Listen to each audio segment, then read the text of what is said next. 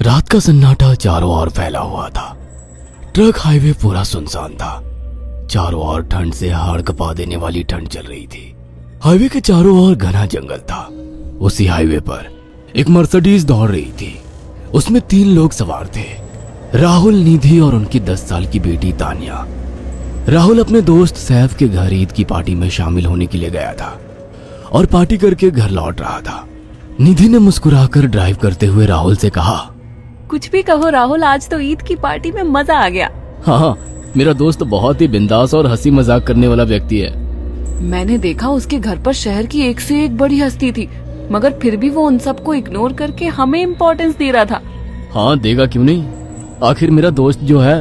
सच में राहुल, अमेरिका से इंडिया लौटकर बहुत अच्छा फील हो रहा है। वैसे तुम्हारा दोस्त सचिन अभी तक नहीं आया अमेरिका से? निधि की बात सुनकर राहुल चौंक कर बोला, ओह शिट यार, उसका फोन आया था कि वो इंडिया आ रहा है। उसने बोला था कि मुझे एयरपोर्ट पर पिक कर ले। निधि बहुत नाराज होगा वो। कोई बात नहीं, उससे बोल देना कि तुम्हें बिल्कुल याद नहीं रहा। और फिर तुम्हें सैफ की इनवाइट की हुई ईद पार्टी में भी तो शामिल होना था।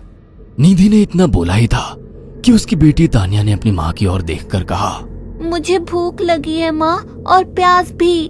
तानिया की बात पर निधि ने बुरा सा मुंह बनाकर उसकी ओर देखकर कहा, पार्टी में तो इतना खाया था तुमने, फिर भी भूख लगी है? निधि की बात पर तानिया ने मासूम सा चेहरा बनाकर कहा, कोई बात नहीं मम्मी, मुझे पानी ही पिला दीजिए।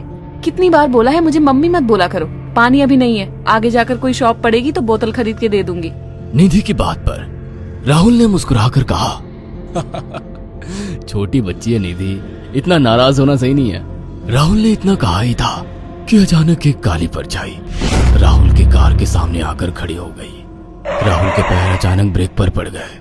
गाड़ी तेज रफ्तार में थी। ब्रेक अचानक लगने से पलटते पलटते बाल बाल बची थी। राहुल के चेहरे पर भयानक ठंडी में भी पसीने की बूंद टपकने लगी। वो दोनों कार से बाहर निकल आए। निधि ने डरते हुए कहा, आखिर कौन था ये? ऐसा लगा जैसे कि कोई भयानक काली परछाई मेरे कार के सामने आकर खड़ी हो गई हो। वो दोनों काली रात के सन्नाटे में इधर उधर देखने लगे। तभी निधि को एक घने पेड़ के पास दो चमकीली हुई आंखें दिखाई दी। उसकी आंखें बिल्कुल भेड़ियों की तरह लग रही थी। निधि ने चीखते हुए राहुल से कहा, राहुल देखो कौन है वो, जल्दी से गाड़ी में बैठो, मुझे बहुत डर लग रहा है। राहुल ने उस तरफ देखा तो उसके रोंगटे खड़े हो गए। वो दोनों गाड़ी के अंदर बैठने ही वाले थे कि अचानक एक अजीब सा चेहरा वाला भयानक सा आदमी बिजली की रफ्तार से उनके सामने आकर खड़ा हो गया। राहुल ने देखा कि उसका चेहरा बिल्कुल सड़ा हुआ था और उसकी आंखें भेड़िए की तरह चमक रही थी। उसके लंबे लंबे बाल उसके कंधे तक आ रहे थे और उसके दांत भेड़िए की तरह बाहर की ओर निकल रहे थे। हाथों की जगह नुकीले पंजे थे। राहुल को देखकर अजीब से अंदाज में हंसने लगा, मगर जैसे ही राहुल की नजर उसके कपड़ों पर गई, राहुल की आंखें फटी की फटी रह गई। वो हकलाते हुए बोला, भाईजान, भाईजान, मुझे माफ कर दो, मुझे छोड़ दो। राहुल ने इतना कहा ही था कि अचानक उस अजीब से दिखने वाले भयानक आदमी ने अपने पंजों से राहुल की गर्दन कसकर पकड़ ली और एक ही सेकंड में उखाड़ कर जमीन पर फेंक दी। राहुल के धड़ से लाल रंग का खून का फुहारा फूट पड़ा। इस भयानक मंजर को देखकर निधि के गले से एक जोरदार चीख निकल गई। निधि इससे पहले भागती कि अचानक उस भयानक दिखने वाले आदमी ने निधि को पकड़ लिया और अपने नुकीले पंजे उसके पेट में गड़ा दिए और उसकी अतड़ियां बाहर निकाल दी। निधि की एक दिल दहला देने वाली चीख सन्नाटे को चीर गई। अचानक हवा का एक बवंडर उठा और वो भयानक सा दिखने वाला व्यक्ति देखते ही देखते बवंडर के साथ गायब हो गया। तानिया ने डरते डरते निधि के मोबाइल से पुलिस और सैफ को बुला लिया और कुछ ही देर में वहां चारों ओर पुलिस की गाड़ियां थी। पुलिस ने राहुल के दोनों दोस्त सैफ और सचिन को वहीं बुला लिया। इंस्पेक्टर अर्जुन ने दोनों से कहा, मैंने ऐसी हत्याएं अपने करियर में कभी पहले नहीं देखी। ये काम तो ना किसी जानवर का लगता है, ना ही किसी इंसान का। सचिन कपकपाती हुई आवाज में बोला, आप कहना क्या चाहते हैं? कुछ कह नहीं सकता। जिस किसी ने भी इन दोनों को मारा है उससे एक बात तो साबित होती है कि वो इन दोनों से हद से ज्यादा नफरत करता था। अब सारी सच्चाई तो ये बच्ची ही बता सकती है। इतना बोलकर इंस्पेक्टर अर्जुन तानिया के पास चला गया, जो बेहद डरी हुई थी। तानिया ने आंखों देखी सारी घटना इंस्पेक्टर अर्जुन को बता दी। तानिया की बात सुनकर इंस्पेक्टर अर्जुन कंफ्यूज चेहरा लेकर मोबाइल पर किसी से बात करने लगे। सचिन इंस्पेक्टर के पास आ गया और सैफ भी डरता हुआ इंस्पेक्टर अर्जुन के पास आकर बोला, क्या हुआ इंस्पेक्टर? तानिया ने क्या बताया? उसने जो बताया वो काबिले यकीन नहीं है। उसकी बात पर किसी भी तरह से यकीन नहीं किया जा सकता। फिर भी कुछ तो बताया इंस्पेक्टर। हाँ, उस बच्ची के मुताबिक एक भूत ने निधि और राहुल को बड़ी बेदर्दी से मारा है। इंस्पेक्टर की बात सुनकर दोनों बुरी तरह से चौंक गए। क्या मतलब है इस बात का? बच्ची बेहद डरी हुई है।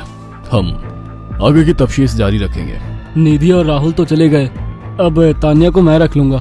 नहीं, राहुल मेरा अच्छा दोस्त था। तानिया अब मेरे साथ रहेगी। देखिए, बच्ची के माँ बाप अब इस दुनिया में नहीं है और आप दोनों भी शादीशुदा है। मुझे नहीं लगता कि आप दोनों बच्ची की सही से देखभाल कर सकते हैं। मेरी कोई औलाद नहीं है। मैंने अपनी पत्नी को फोन कर दिया है, वो भी IPS ऑफिसर है। ये बच्ची आज से मेरे साथ रहेगी। उसका मासूम चेहरा मेरे दिल में उतर गया है। अब तुम दोनों जा सकते हो। पूछताछ के लिए मैं जब भी तुम्हें बुलाऊं तुम दोनों आ जाना। इंस्पेक्टर ने ये बात बोली ही थी कि अचानक वहां पर मौसम बदल गया। चारों ओर काली घटाएं छा गई और एक भयानक बवंडर उठा और देखते ही देखते सब पुलिस वालों के सामने वो भयानक चेहरे वाला आकार सबके सामने खड़ा हो गया। उसको देखकर सबके रोंगटे खड़े हो गए। देखते ही देखते उसने अपने भयानक पंजे सैफ की आंखों में डालकर उसकी आंखें निकाल ली। सैफ ने चीखते हुए वहीं दम तोड़ दिया।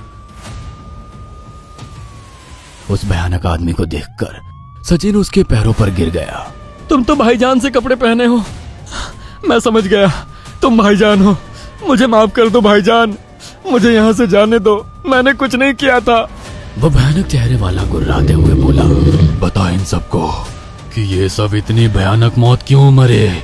सचिन दौड़ता हुआ इंस्पेक्टर अर्जुन के पास गया और बोला, मैं जानता हूँ इसने इन तीनों को क्यों मारा। इसका नाम भाईजान था। जब ये जिंदा था ये किसी का भाई किसी की जान था।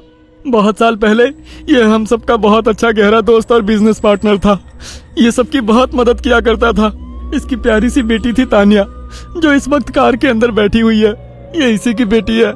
भाईजान अपने सारे पैसों से एक बहुत बड़ा हॉस्पिटल खोलना चाहता था जिससे गरीबों का मुफ्त इलाज किया जा सके, मगर हम तीनों इसके लिए तैयार नहीं थे।